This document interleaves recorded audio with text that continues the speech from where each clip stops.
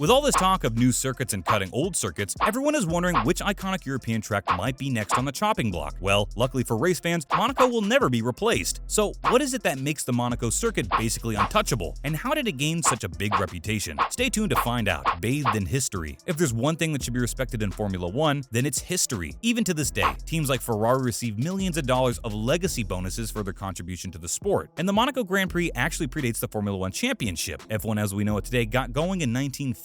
Before that, there were a number of different races that the best drivers in the world could come and compete in. After gaining official approval to hold a motorsport race on the small streets of the tiny city-state, it has grown into a global phenomenon. It all started with the Automotive Club de Monaco having the idea in the early 1920s. They wanted to take advantage of the growing obsession for car racing around Europe. By 1929, the first race was held with some teams that you might recognize. Alfa Romeo, Mercedes, and Bugatti all had drivers in the field, and the race was won by just over a minute. Monaco's circuit grew in popularity and became part of the European Championship in 1936, which included other famous circuits like the Belgian Grand Prix at Spa-Francorchamps and the Italian Grand Prix at Monza. Like basically all other tracks around Europe, Monaco stopped racing because of World War II. The circuit didn't return until 1948, which was just before the creation of Formula One World Drivers' Championship in 1950. That year was won by future five-time world champion Juan Manuel Fangio, and what was the first race of the season. Not a bad place to get your first win. The track. What was unique about Monaco was that it was built in the middle of the city. It was on the road that was usually used for pedestrians, cars, and traffic. At the time that Monaco started to be used for racing, it was the only street circuit like that. All other circuits were purpose-built for racing or car testing. That's why in France, Belgium, Germany, and England, all the tracks were relatively isolated in the middle of the country. None of them were converted roads or cities. This is why Monaco is so distinctive. From a viewing perspective, there's no track where the audience is closer to the action. Fans get to see the million-dollar machines fly by them from meters away. Each corner of the racetrack has become iconic too, like the Casino Square, where the cars get to turn around the centerpiece of the country. Or how about the swimming pool, where drivers zoom past the harbor where super yachts look down on them. Each corner has some F1 history too. Look at the Mirabeau corner, where Nico Rosberg pulled out of his qualifying lap and suspiciously handed himself pole position. Or how about the distinctive Monaco tunnel that plunges drivers into darkness before jolting them back into the light. In 2006, Kimi Raikkonen's McLaren had an engine failure and caused him to retire the car. In the corner before the tunnel, he didn't want to lift back and decided to walk, but instead of heading towards the pits, Raikkonen walked straight into his own yacht and proceeded to have a drink. There's nothing like a cold beer after a long day at work. Why is Monaco criticized so much? And how did the tiny country attract so many of the richest people in the world? Don't go anywhere because all that and more is coming right up. Triple Crown. Monaco is also part of the most prestigious achievements in motorsport. The Triple Crown consists of 3 different titles. The first is the grueling 24-hour race in France known as the 4 Hours of Le Mans. The second is the Indianapolis 500 in the United States, and the third part is winning the Monaco Grand Prix. Only one driver, Graham Hill, has ever managed to do it. It's not an official motorsport award, but is considered to be one that proves that a driver has a diverse skill set and is among the elite of all motorsports. There is still a driver in Formula One that could be capable of doing it. Fernando Alonso has won the 24 Hours of Le Mans in 2008 and 2019, plus he won the Monaco Grand Prix in 2006 and 2007. That just leaves the Indianapolis 500. He entered the competition 3 times, but has never come close to winning. But taking Monaco off the F1 circuit would be a motorsport sin. It would effectively end the Triple Crown achievement and take Formula One away from its crown jewel racetrack. That's why drivers like Lewis Hamilton are urging the sport not to remove the circuit. He said that it has icon status because of the rich history with the sport. Every driver dreams of competing along in Monaco. Racing around the narrow walls with razor-thin margins is a true test of ability, and not everyone is up to it. The 2 title contenders, Max Verstappen and Charles Leclerc, have both crashed at Monaco, showing just how tough it is even for the best of the best. The prestige. Monaco has some of the highest concentration of the world's elite. When the country became independent in the 19th century, they needed a selling point. They were down on their luck and needed a way to attract revenue. That's when they had the idea of building a casino. That casino was the Casino de Monte Carlo and is now the most famous in the world. It has also attracted the wealthiest people in the world, who decided to stay when Monaco introduced 0% taxes for its citizens. And for those who aren't wealthy enough to live there, the Monaco Grand Prix offered a chance to experience the lavish and stylish life of the world's richest. These days, to secure yourself a ticket can cost you a couple of $1,000s